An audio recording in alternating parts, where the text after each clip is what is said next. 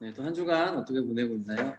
뭐 여러 가지 상황들로 인하여서 바쁘게 또 힘들게 보내고 있는 또 청년들도 있을 건데요. 오늘 찬양을 통하여서 언제나 나의 소망 되신 우리 또 주님을 바라보고 주님과 함께 위로받고 또 함께 걸어가는 청년부가 되었으면 좋겠어요. 또 날씨가 주말에 비가 또 오고 있죠. 감기 조심하고 또 코로나 걸리지 않도록 늘 조심하는 우리 또 건강하게 잘 지내는 청년부가 되었으면 좋겠어요. 우리 함께 밤이나 낮이나 찬양 드렸으면 좋겠어요.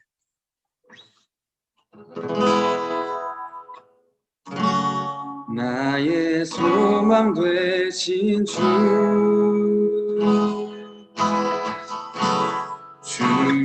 바라봅니다.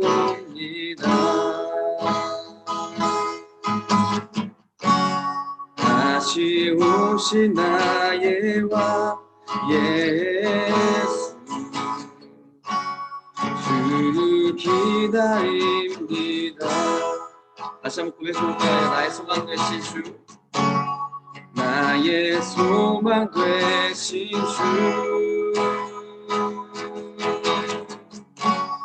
주를 바라봅니다.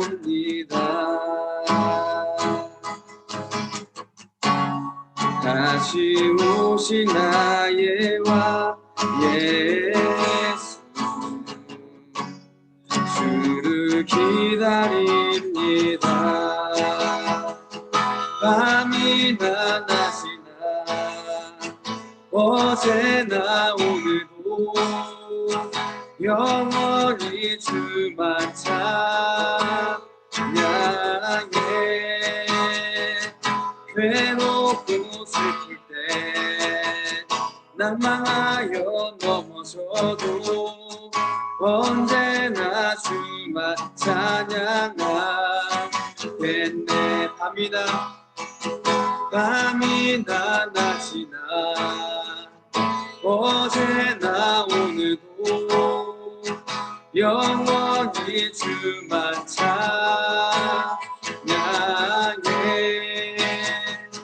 괴롭고 슬플 때 낭망하여 넘어져도 언제나 주만 찬양하겠네.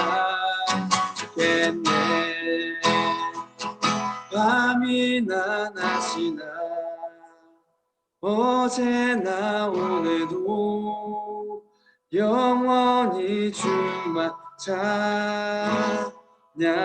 찬양해. 외롭고 슬플 때 낭망하여 넘어져도 언제나 주만 찬양하겠네. 아멘. 오늘은 우리가 바다에서 일어난 사건 하나를 살펴볼 건데요. 이 사건을 통해서 이제 예수님의 그 제자들도 처음부터 믿음이 좋은 사람들은 아니었구나. 예수님께서 3년 동안 그들을 데리고 다니시면서 그들과 생활하시고 또 그들을 가르치시고 또 그들을 훈련시켜 주셔서 그들이 믿음의 사람들이 되었구나라는 것을 좀 생각해 보면 좋을 것 같아요. 마태복음 8장 23절부터 27절까지의 말씀 읽어볼게요. 예수께서 배에 오르시니 제자들이 그를 따랐다. 그런데 바다에 큰 풍랑이 일어나서 배가 물결에 막 뒤집힐 위험에 처하게 되었다. 예수께서는 주무시고 계셨다. 제자들이 다가가서 예수를 깨우며 주님 살려주십시오. 우리가 죽게 되었습니다 하고 말하였다. 예수께서 그들에게 왜들 무서워하느냐 믿음이 적은 사람들아 하고 말씀하시고 나서 일어나서 바람과 바다를 꾸짖으시니 바다가 아주 잔잔해졌다. 사람들은 놀라서 말하였다. 이분이 누구이기에 바람과 바다까지도 이분에게 복종하는가. 마태복음 8장 23절부터 27절까지 그 사건은 우리가 이제 마가복음 4장 35절, 41절, 또 누가복음 8장 22절, 25절에도 동일한 사건이 기록이 되어져 있어요. 그래서 오늘 우리가 마태복음을 중심으로 말씀을 살펴보면서 마가복음과 또 누가복음의 말씀을 또 중간중간에 비교해 보면서 말씀을 좀 알아가 볼게요. 예수님께서는 이 앞에 보면 이제 산에서 무리들에게 하나님의 나라와 또 복음에 대해서 전하신 후에 여러 사람들을 만나셔서 그들의 병을 고쳐주시고 그들의 믿음을 통해서 그들에게 또 구원의 선물을 주셨어요. 그래서 그 예수님이 하시는 일들, 가르침들을 보고 더 많은 무리들이 예수님을 찾아왔고 예수님을 따라다니게 되었던 거예요. 이런 상황에서 예수님께서는 이제 한 곳에만 있으시면 안 되기 때문에 더 많은 지역으로 가셔야 했어요. 그래서 더 많은 사람들을 만나서 복음을 또 전하셔야 했기 때문에 제자들과 함께 이제 건너편으로 가려고 하신 거죠. 자, 그런데 24절에 보면 바다에 큰 풍랑이 일어나게 돼요. 그래서 그 배 안에도 이제 물이 들어오게 되고 배도 흔들려서 좌초될 것 같은 너무나 위급한 상황을 이 제자들이 맞이하게 됩니다. 이때 예수님은 그 배 안에서 흔들리는 그 배 안에서 무엇을 하고 계셨을까요? 주무시고 계셨어요. 이 마가복음 4장 38절에 보면 예수님께서는 고물에서 베개를 베고 주무시고 계셨다라고 이야기를 해주죠. 이 고물에서 베개를 베고 주무시고 계셨다. 고물이라는 곳은 배의 뒤편을 말해요. 지금 제자들은 큰 파도와 거센 바람으로 인해서 지금 배가 이제 물에 가라앉게 되는 위험천만한 순간에 직면해 있는 이 상황에서 예수님께서는 태연하게 배의 뒤편에서 주무시고 계신 거죠. 왜요? 이 풍랑의 문제가 예수님한테는 문제가 아니었어요. 예수님에게는 전혀 위협이 되지 않았던 거죠. 그러니까 제자들이 볼 때는 그런 예수님이 약속했을 거예요. 우리는 곧 이제 바다에 빠져서 죽을 것 같고 너무 두렵고 무서운데 예수님은 왜 일어나시지도 않고 자신들을 도와주시지도 않는 그 상황에 대해서 너무나도 화가 났어요. 심지어 여러분 제자는 누구예요?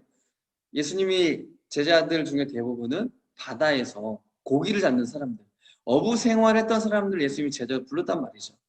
그래서 웬만한 그 폭풍은 이 제자들, 어부들이 경험을 했을 거고요.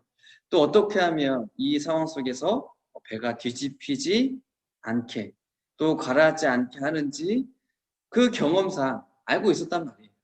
그런데 지금 당하고 있는 이 폭풍, 이 풍랑은 도저히 그동안 자신들의 경험으로 또 자기들의 힘으로는 어떻게 대응할 수가 있는 그런 상황에 처해 있었던 거죠. 그래서 제자들은 도저히 안 되겠어서 25절을 보면 예수님을 깨우게 돼요. 자, 제자들이 예수님 깨우시는데 이제 누가복음에서는 이렇게 표현을 하고 있죠. 선생님, 선생님, 우리가 죽게 되었습니다. 이제 마지막 세 번째 있는 게 지금 누가복음의 말씀이에요. 선생님, 선생님, 우리가 죽게 되었습니다. 자, 마태복음에서는 예수님을 지금 뭐라고 부르고 있어요? 25절에 보면 주님이라고 부르고 있죠. 그리고 한 번만 부르고 있어요. 근데 누가복음 24절에 보면 예수님을 선생님, 선생님이라고 부르면서 두 번 연속해서 예수님을 부르고 있어요. 우리도 정말 급할 때 우리가 어렸을 때는 엄마를 어떻게 불러요? 한 번 안 부르죠. 엄마가 들을 때까지, 엄마가 올 때까지 엄마, 엄마라고 계속 부른단 말이에요. 저도 이제 자녀가 2명 있잖아요. 첫째 딸이 이제 초등학생 이제 1학년 됐고, 둘째는 6살이 됐는데, 이 무슨 일이 있으면 엄마, 엄마라고 불러요. 가보면은 다쳐서 부르는 경우도 있을기도 하고, 보면은 부모 입장에서는 좀 별거 아닌데, 아이들 입장에서는 본인들이 이걸 해결할 수가 없는 거예요. 그러니까 제 도움을 청하죠. 제자들도 마찬가지예요. 해결할 수 없기 때문에 이거는 예수님께 도움을 청한 건데 예수님 입장에서는 이 풍랑이 아무것도 아니고 예수님 입장에서는 해결할 수 있는 그런 일인 거예요. 근데 어쨌든 제자들은 너무나 급했기 때문에 내가 해결할 수 없기 때문에 예수님을 2번 반복해서 부르고 있는 거예요. 그렇다면 이 제자들로 인해서 이 잠이 예수님 깨잖아요. 깨고 나서 예수님이 제자들에게 뭐라고 말씀을 주셨을까요? 자, 여기 보면 마태복음에서는 예수님께서 제자들을 향해 뭐라고 말씀해 주셨어요? 믿음이 적은 사람들아. 왜들이 무서워하느냐? 믿음이 적은 사람들아. 말씀해 주셨죠. 그리고 마가복음에서는 뭐라고 그래요? 아직도 믿음이 없느냐? 왜들 무서워하느냐? 아직도 믿음이 없느냐? 라고 말씀해 주셨고요. 누가복음에서 뭐라 그래요? 너희의 믿음이 어디에 있느냐? 라고 말씀해 주셨어요. 이 마가복음과 누가복음에 보면 이 사건 앞에 어떤 내용이냐면 예수님께서 이제 씨 뿌리는 비유로 제자들에게 믿음에 대해서 설명해 주셨어요. 그래서 오늘 본문에서 예수님이 너희 믿음이 없다. 너희 믿음이 어디에 있느냐? 라는 이 말씀을 우리가 씨 뿌리는 비유와 그 연관해서 본다라고 한다면 제자들의 믿음은 지금 어떤 믿음이냐면 돌밭에 떨어진 씨앗에 해당하는 믿음이라고 볼 수가 있어요. 이 돌밭에 떨어진 씨앗은 어떤 믿음이냐면 여러분 씨앗이 땅에 떨어졌을 때 그 흙 속에 뿌리를 내려서 자라잖아요. 그런데 돌 위에 씨앗이 떨어졌어요. 뿌리를 내릴 수 있을까요? 내릴 수가 없죠. 뿌리를 내리지 못하기 때문에 외부에서 바람이 불고 비가 오고 이런 게 있으면 그 씨앗은 그냥 죽어버리고 뽑힌단 말이죠. 그러니까 외부적인 그런 고난, 외부적인 힘듦이 올 때에 견디지 못하고 곧 죽게 되는 것이 바로 이 돌밭에 떨어진 씨앗이에요. 그래서 지금 예수님이 제자들에게 하시는 그 너희들 왜 믿음이 없냐? 너희 믿음이 어디 있느냐라는 그 내용은 뭐예요? 이 제자들이 예수님에 대한 믿음은 있지만 그 깊이 뿌리 내리지 못합니다. 예수님에 대한 이해가 깊지 못한 상태라는 거죠. 예수님은 하나님이 보내신 분이시고 또 능력을 행하는 분이라는 것을 믿고 있고 알고 있지만 그 예수님이 하나님의 아들로서 메시아로 이 땅에 오신 구원자라는 그 믿음까지는 아직 없다라는 거예요. 그 깊이까지 아직 내려가지 못한 거죠. 깨닫지 못한 거죠. 이것을 예수님께서 지금 지적을 하고 계신 거예요. 그래서 마태복음에서는 제자들의 믿음이 있긴 있지만 믿음의 깊이가 얕은 아직 예수님이 메시아다라는 그 믿음에까지 도달하지 않은 적은 믿음이다 라고 책망해 주시는 거고 이 마태와 누가는 제자들이 예수님에 대해서 메시아적인 믿음이 없다. 메시아적인 믿음을 갖고 있지 않다라는 것을 보여주는 거죠. 게다가 이 마가복음과 누가복음에서 예수님을 지금 뭐라고 부르고 있어요? 선생님이라고 부르고 있죠. 이것만 봐도 이들이 예수님을 어떻게 생각하는지 아직까지 예수님을 메시아로 인식하지 못했다는 것을 잘 보여주고 있죠. 그래서 예수님께서 이 제자들의 적은 믿음을 책망하시는 그들이 아직 예수님을 메시아로 인정하지 못하고 받아들이지 못하는 그 믿음 없는 모습을 책망하신 후에 이제 파도와 바람을 잔잔하게 하셨죠. 그런데 예수님이 이 풍랑을 멈추게 하신 그 방법이 뭐예요? 말씀으로 잠잠하게 하셨어요. 여기서 우리는 중요한 사실을 발견할 수가 있어요. 그것은 예수님이 하나님이시다라는 사실이에요. 왜냐하면 하나님도 이 세상을 창조하실 때 어떻게 창조하셨어요? 말씀으로 명령을 하셨죠. 빛이 있으라. 빛이 생겨나요. 자, 물은 한 곳에 모여라. 물이 뭐예요? 바다가 되고 땅이 되죠. 각종 식물과 짐승들이 있어라. 생겨나는 거예요. 하나님이 말씀으로 명령을 하시면 그대로 된 것이 창조 사역이었어요. 자, 마찬가지로 예수님도 우리가 지난주에 살펴봤었던 내용이 뭐냐면 이 백부장의 하인을 치료해 주시는 사건인데 여기서 백부장이 예수님께 부탁을 하죠. 올 필요가 없습니다. 예수님 말씀만 하면 내 종이 나을 수 있습니다. 그래서 예수님이 그 백부장이 이렇게 말씀하시죠. 내 믿음대로 될 것이다. 예수님이 말씀만 하시자 그 하인의 중풍병이 낫게 되었어요. 그리고 오늘도 역시 예수님께서는 바다와 바람에게 말씀으로 명령하셨죠. 잠잠해져라. 그러자 그렇게 되었어요. 그러니까 이처럼 이 예수님의 말씀에도 능력이 있다라는 것은 예수님이 곧 하나님이시다. 예수님이 하나님이시다라는 것을 너무나도 분명하게 보여주는 거죠. 또한 구약성경 중에서 특히 시편에 보면 하나님은 어떤 분이시냐? 바다를 다스리시고 파도와 폭풍을 잠잠하게 하시는 분이다라고 고백을 해주고 있어요. 시편 89편 9절에 보면 주님은 들끓는 바다를 다스리시며 뛰노는 파도도 주님이 진정시키십니다. 또 시편 65편 7절에 보면 바다의 노호와 파도 소리를 그치게 하시며 민족들의 소유를 가라앉히셨습니다. 또 시편 107편 29절에 보면 폭풍이 잠잠해지고 물결도 잔잔해진다. 지금 하나님께서 하시는 이 일, 파도를 잠잠케 하시고 폭풍을 다스리시고 바다를 다스리시는 이 일은 이 분명히 하나님께서 하시는 일이란 말이죠. 근데 이 하나님께서 하시는 일을 지금 누구도 하고 계시는 거예요? 예수님도 하시는 거예요. 그래서 예수님이 하나님이시다. 지금 예수님의 신성이 증명이 되고 있는 거예요. 게다가 고대 이스라엘 사회에서는 바다를 어떻게 인식했냐면 혼돈과 악의 세력으로 상징을 하면서 이해를 했어요. 자, 그렇기 때문에 이러한 바다와 파도와 바람을 다스릴 수 있다는 것은 그 다스리는 분에게 어떠한 능력이 있는 거예요? 신적인 능력이 있다는 것을 여겨줬어요. 그래서 예수님께서 바다를 잠잠하게 하신 것은 단순히 자연을 지배하시는 그 능력이 있을 뿐만 아니라 더 나아가서는 그 바다가 상징하는 혼돈의 세력, 악의 세력을 잠잠하게 하시고 그것을 정복하고 굴복시키는 분이시다 라는 것을 담고 있는 게 오늘 바다와 파도, 이 바람을 잠잠케 하신 사건이 담고 있는 의미라는 거죠. 이것을 통해서 예수님이 하나님이시다는 것을 분명하게 보여주시는 거예요. 예수님께서 이 바다를 다스리는 모습을 보고 제자들이 이렇게 반응을 해요.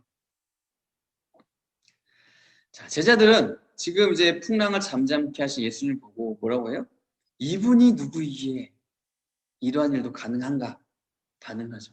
자, 이 말이 무엇을 보여주는 거예요? 제자들은 아직도 예수님이 어떤 분인지 몰랐다라는 것을 보여주는 거예요.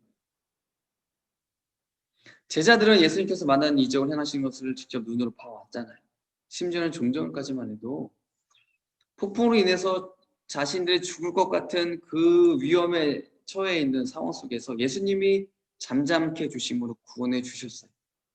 예수님께서 자신들의 생명을 구해 주신 것을 경험했음에도 불구하고 이들은 자신과 함께는 예수님이 어떤 분인지 알지 못했다는 사실이죠. 앞서 시편의 말씀들을 통하여 살펴본 것처럼 예수님은 분명 메시아이란 말이죠. 그런데 제자들은 아직도 예수님께서 메시아라는 사실을 알지 못하고 있어요. 그러니까 그들에게는 예수님을 메시아로 믿는 믿음이 아직까지도 없었다는 사실이죠. 만약에 이들이 예수님에 대한 분명한 믿음이 있었다면 이분이 누구이시기에 라는 고백이 아니라 이분은 진정 하나님의 아들이시구나. 이분은 진정 메시아를 따라 오신 분이구나 라는 고백을 하는 게 마땅한데 그러한 고백이 없어요. 예수님에 대한 그 메시아적인 믿음의 고백이 없단 말이죠. 이분이 누구이시기에. 눈앞에 메시아가 있고 눈앞에 기적을 보여주신 바다를 다스리시는데 눈앞에 있는 그 예수님을 보고도 예수님 메시아시다라는 믿음의 고백이 아직 없다라는 거. 한편 오늘 본문 뒤쪽에 그 말씀에 보면 굉장히 흥미로운 사건이 기록이 되어져 있어요. 이 마태복음과 마가복음과 누가복음은 이 오늘 본문의 사건을 기록한 후에 한 가지의 공통된 사건을 이 뒤에 더 기록하고 있어요. 어떤 사건이냐면 예수님께서 이 폭풍을 잠잠하게 하신 후에 이제 배가 이제 육지에 도착을 했어요. 그리고 제자들과 이제 함께 어떤 마을에 도착을 해요. 그런데 그 마을에 누가 있었냐? 귀신 들린 사람이 있는 거예요. 그 귀신 들린 사람이 예수님을 보자마자 이렇게 이야기를 해요. 당신은 하나님의 아들이십니다. 그러니까 귀신이 지금 하나님을 알아보는 거죠. 예수님을 보자마자 그 사람 속에 있는 귀신이 예수님을 보고 당신은 하나님의 아들입니다. 물론 믿음의 고백은 아니죠. 귀신은 있는 그대로의 사실을 이야기를 했던 거예요. 그러니까 귀신은 지금 하나님 예수님을 알아본 거죠. 예수님의 진짜 정체를 알아본 거예요. 당신 하나님의 아들이구나. 자, 그런데 제자들은 지금 이 폭풍을 잠잠케 한 예수님을 눈앞에 두고도 하나님의 아들인 줄 전혀 몰랐어요. 다시 말해서 이 제자들은 예수님을 하나님의 아들로 믿지 못했다라는 거죠. 귀신들은 예수님을 보자마자 한 번에 예수님의 정체를 알아봤잖아요. 예수님이 어떤 분이신지 알아봤는데 제자들은 예수님과 함께 생활하면서 먹고 자고 대화도 하고 했지만 예수님이 누구인지 깨닫지 못했어요. 그래서 예수님께서는 그들에게 책망하신 거예요. 왜 아직도 너희들의 믿음이 이렇게 적느냐? 너희들의 믿음이 어디 있느냐? 너희 믿음은 없구나. 왜 나를 믿지 못하느냐라고 제자들을 책망하신 거죠. 예수님은 제자들을 향해서 왜 내가 자는 것을 방해하느냐 이렇게 말씀하지 않으셨죠. 왜 나를 깨우느냐 혼내지 않으셨어요. 어찌하여 무서워하느냐, 어찌하여 두려워하느냐 라고 책망하셨어요. 자, 그렇다면 왜 예수님께서는 제자들이 무서워하는 것으로 인해서 그들 책망하셨을까? 그 이유는 간단해요. 하나님의 아들이 내가, 하나님의 아들인 예수님이 제자들과 함께 있는데 왜 무서워하느냐는, 바꿔 말하면 이렇게 이야기할 수 있겠죠. 너희가 나를 하나님의 아들로 믿었다면, 너희가 나를 메시아로 믿었다면 큰 폭풍 앞에서도 두려워하지 않았을 것이다. 하지만 너희는 나를 하나님의 아들로, 너희는 나를 메시아로 믿지 못했기 때문에 너희 마음속에 두려움이 있었던 것이다. 예수님의 말씀이 맞아요. 27절 보면 그들이 서로 이야기를 하죠. 이 사람이 도대체 누구냐? 이런 일을 하는지 모르겠다.